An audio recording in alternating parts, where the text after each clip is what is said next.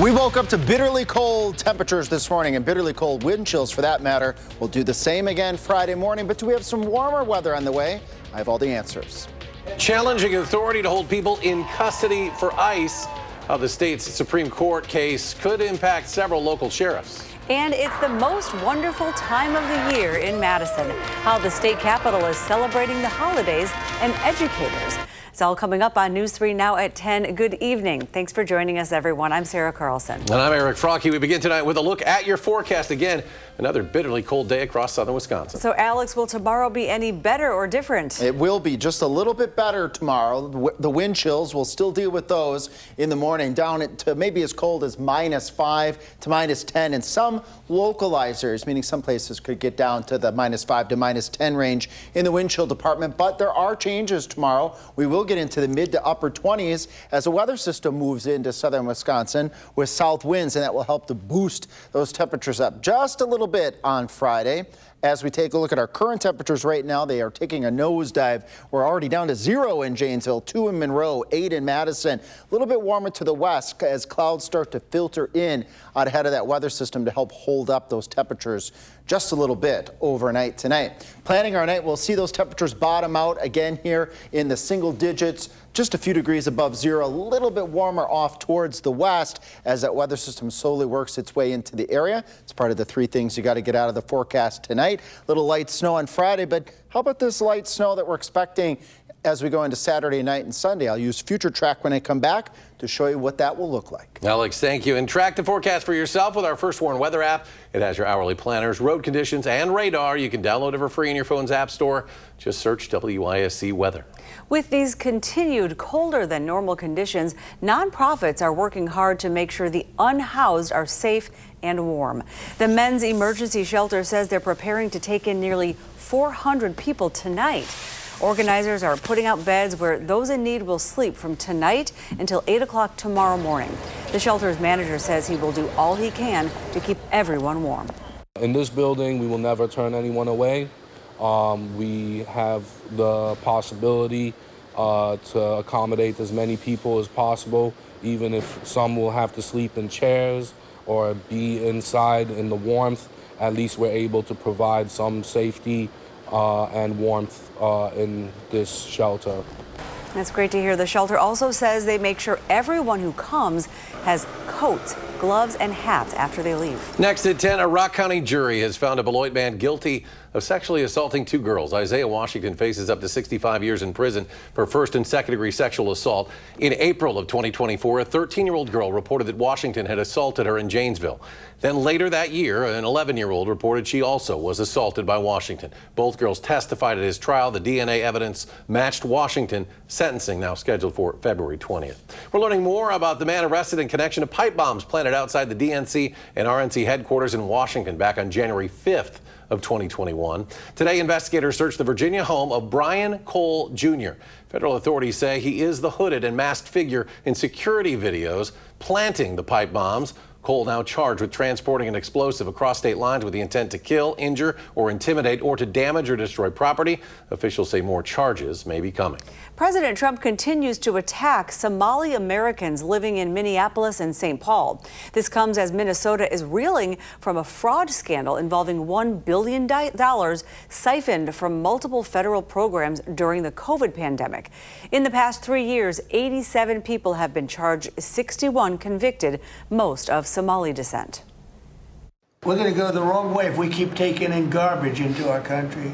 Well, my community is upset. Yes, people commit crimes, but the entire community should not be blamed based on what some individuals did.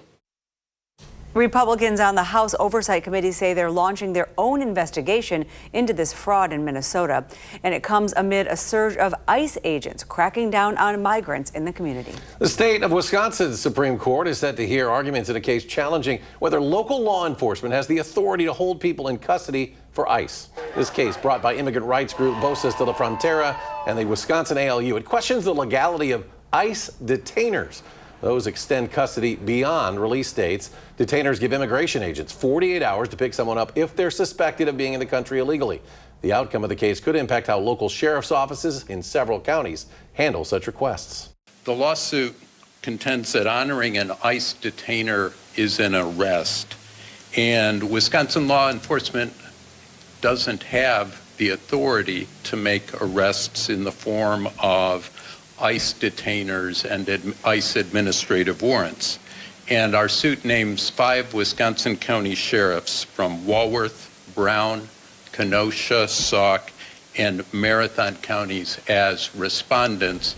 Now, according to the ACLU, those 5 counties were named because they have the highest number of ICE detainers. The city of Madison has wrapped up year 2 of its Building Energy Savings program. The effort requires buildings to track their yearly energy use and undergo periodic checkups. The goal is to spot waste and fix problems before they become expensive. City officials say most buildings are now following the rules, and many are already performing better than similar buildings nationwide. Madison leaders call it a major step toward the city's long-term climate goals. And the Wisconsin DNR has a new online tool to help interpret water test results. It's called Be Well Informed. Developed in partnership with the UW-Madison, Wisconsin State Lab of Hygiene, the tool is tailored to the state's drinking water conditions and guidelines. It also links users to resources to help them make informed decisions based on their results. A new survey shows young Americans have little confidence in institutions and have widespread economic concerns. According to a Harvard Institute Politics poll, just 32% of adults under the age of 30 describe the U.S. as a healthy democracy. President Trump's approval rating currently stands at just 29% among young adults. Congressional Democrats are at just 27%, Republicans at 26%. As for the national issue that concerns them the most, 29% named economic issues. UW's Board of Regents has approved a plan to create a College of Computing and Artificial Intelligence. That move would reorganize UW-Madison School of Computer, Data, and Information Sciences. UW leadership says the new college reflects an increase in demand for work already done within that department. Enrollment in computer science majors has more than doubled since 2015, rising from 1,043 students that year to over 3,000 in 2025. Well, it turns out laughter may be the best medicine, or at least a great way to train future physicians. For the last decade, UW School of Medicine and Public Health has used improv classes to help medical students hone their communication skills. The class encourages students to get outside those comfort zones, laugh, and better connect with patients and peers. We don't have a script. We don't know exactly the right thing to say. And the more that you build this muscle of, oh, okay, I do have some things to say. I have my ability to be present, to listen, to actually collaborate in the moment, not knowing necessarily where it's going to go. 2 papers have been published detailing the success of this approach. I'm giggling at these folks here. They found that students who participated in this class improved in making others feel at ease, showing care and compassion, and creating a plan of action. Today, Governor Tony Evers celebrated the annual Capitol holiday tree lighting. This year's theme is the Learning Tree. And to honor that theme, students contributed handmade ornaments, celebrating and thanking Wisconsin educators and all the other heroes who help them learn and inspire them. Today I want to say thank you to everyone in our schools who nurture not just our minds but also our spirits. You are the branches of the learning tree, lifting us up and helping us reach our full potential. Thank you. And the holiday tree will be displayed in the rotunda throughout the holiday season. This year's 30-foot balsam fir was donated by Dave and Mary Vandervelden, the retired owners of Whispering Pines Tree Farm in Oconto County. The Madison Symphony Orchestra is getting ready to perform its annual holiday show. The Mount Zion Gospel Choir, the Madison Symphony Chorus, 2 opera singers, and the Madison Youth Choirs will all be performing holiday classics. And while it's John DeMain's last time conducting the performance as the orchestra's director, there will be some firsts that attendees can expect. We're going to do the opening number from Elf with the high school kids, and then Kyle Kessel's going to sing You're a Mean One, Mr. Grinch. And so we've never done those before. Tickets are almost sold out for the shows on Friday through Sunday, but there's still time to get some at theoverture.org. Next at 10, new images are released of Epstein Island. And a strike on a boat in the Pacific Ocean kills 4. This as U.S. military leaders are grilled by lawmakers on Capitol Hill. And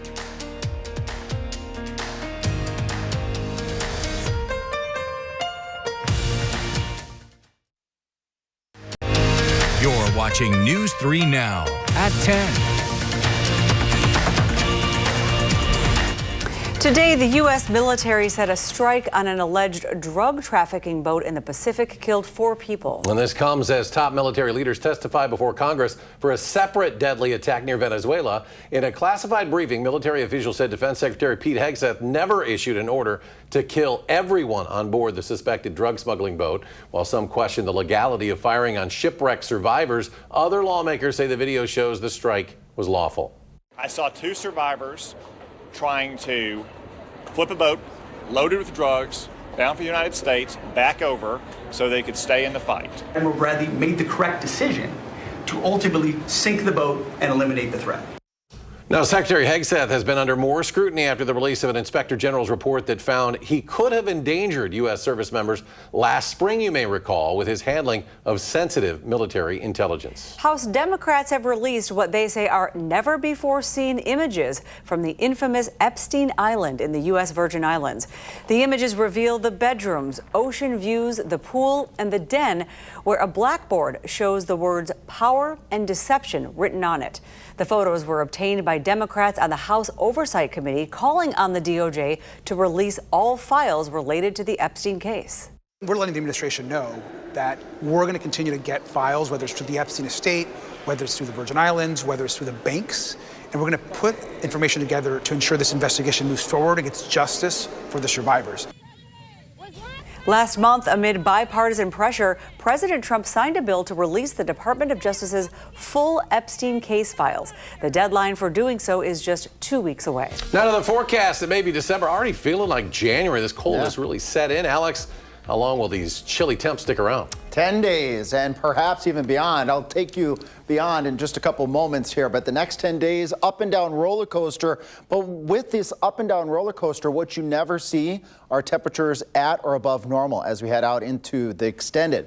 Temperatures tonight, single digits, maybe right around 10 over parts of southwest Wisconsin as we have clouds filling in out ahead of our next weather system. So it's certainly going to be a cold start to Friday morning. Wind chills down as chilly as 0 to -5 in some cases, but not as bitterly cold as what we saw this morning. So a little bit of improvement and an incremental tiny bit of improvement as we go into Friday.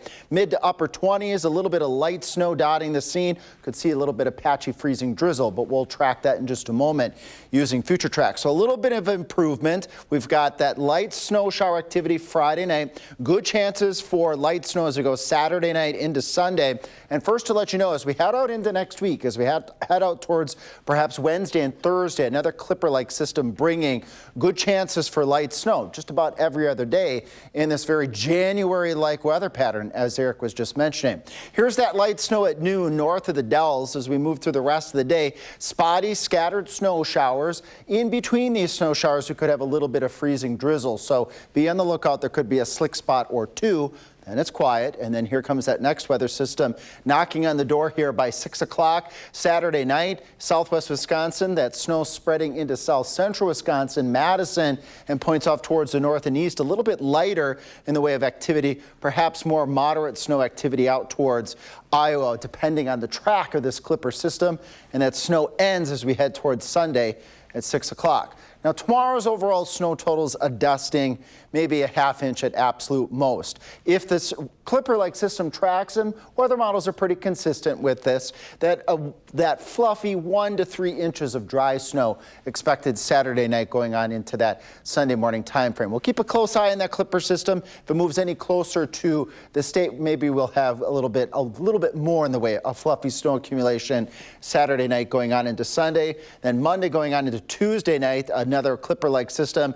Wednesday, Thursday, and Friday of next week look to be active in the upper Midwest, bringing us snow chances. The timing and the exact track of those weather systems still a little bit unclear. What is very clear is what the forecast is going to be on Sunday for the Packers game. Look at that. Temperature at kickoff, 18. Halftime at 14. And at the end of the game will be right around 10 degrees. So anybody heading north and east, bundle up probably is an understatement. Exactly. If they're going to the Packer game, they know what to do. If they're going, they've been there before. Exactly. You just And they're sense it. done that. Alex, thank you. Speaking of the Packers, Micah Parsons, no doubt, has lived up to billing this season for the Packers. It's true, but he says he still isn't getting the respect he's earned. News 3 Now senior Packers writer Jason Wilde explains. Packers pass rusher Micah Parsons is having one of the best seasons the Packers have ever seen from a defensive player. That's up there with the Reggie Whites and the Charles Woodsons and the Clay Matthewses, who had great seasons on that side of the ball. He's got 12.5 sacks. He's second in the NFL in total pressures on quarterbacks. He's probably not going to win Defensive Player of the Year because Cleveland pass rusher Myles Garrett is probably going to win it. But no question about it, Micah Parsons is having a great year.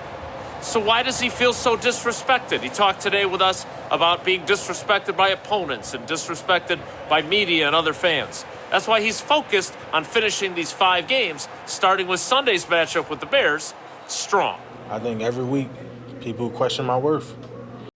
People try to belittle me and take away my name. And when you're the best, that's what happens. Like, you are talked about. Like, you are looked at more closely. Like, I could go out there and have 5 sacks.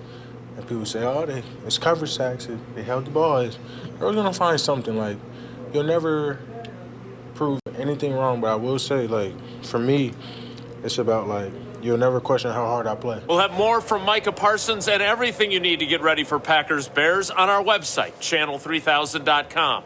And while you're there, make sure you sign up for the Packers newsletter, which delivers our coverage directly to your inbox every single day. In Green Bay at Lambeau Field, Jason Wilde, channel3000.com. We appreciate you braving the elements, Jason. You look very cold. Well, today the Brewers Community Foundation announced it raised millions to support nonprofits all throughout Wisconsin. More than $5.7 million has been raised through the foundation's numerous events, programs, donations, and initiatives. Typically, about 200 different nonprofits are given between $5,000 and $10,000. The dollars that we raise and give away are typically unrestricted dollars, which can be viewed very positively by nonprofits because periodically you'll get a grant that tells you specifically what you can do, but you don't have a flexible dollar that you can use to turn the lights on or hire a receptionist or do that kind of thing.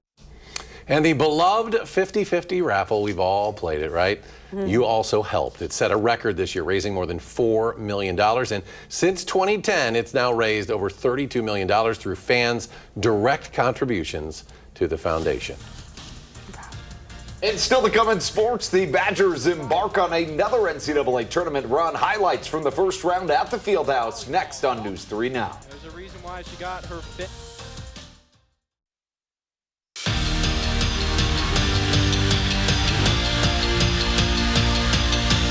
You can take that 24-4 record and throw it out the door. It is NCAA tournament time for Wisconsin volleyball, who hosted Eastern Illinois at the Fieldhouse. Bucky drew a 3-seed, so the first and second rounds are under their roof. And Mimi Collier nearly brought it down this evening. First set, throwing down one of her 10 kills that tied a game high. And later, her running mate, Charlie Furbringer, the setter, and the fellow first-team All-Big Tenner. She's been gnarly with those serves this year and puts an ace right in the Panthers' face. And how about this? Una Vajagic says, if at first you don't succeed, try again. The redshirt sophomore, who also had 10 kills, helps the Badgers make quick work in round one, sweeping them 3-0.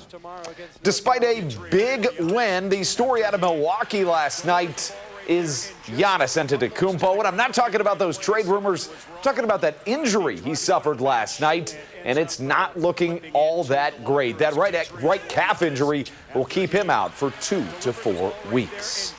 After more than a dozen years of digging, UW-Platteville football is making a run in the NCAA tournament. Our Kay Racine reports on the challenge that they accepted and accomplished. A few years ago, UW-Platteville football wasn't striking fear in anyone's heart. But this year is different. After winning their second straight conference title, they won their first playoff game since 2013. And you could see that they weren't underdogs anymore. Some pretty serious conversations about what's holding us back and what are we trying to do and what this thing is going to look like. And the Pioneers haven't looked back since and are now preparing for their third round of the playoffs. Oh, brotherhood. That's our main thing is brotherhood. Just been taught that since first day of camp. Brothers that fight for each other and with each other because history had counted them out. A feeling that their coach knew they refused to accept. They didn't expect us to do what we're doing. And they looked at it and said, okay, challenge accepted. And from then on, the Pioneer family grew closer because they knew that they had something that no one could touch. Our toughness. We come at you and we don't stop. That's kind of what this team's about. That's what we've done all year. We just fight. And fighting to win a championship and cutting down anyone in their way is what this Pioneer family was built for. In Platteville, Cape. And what this team's about is about to come right back with the final check at your first warn forecast. Stay with us.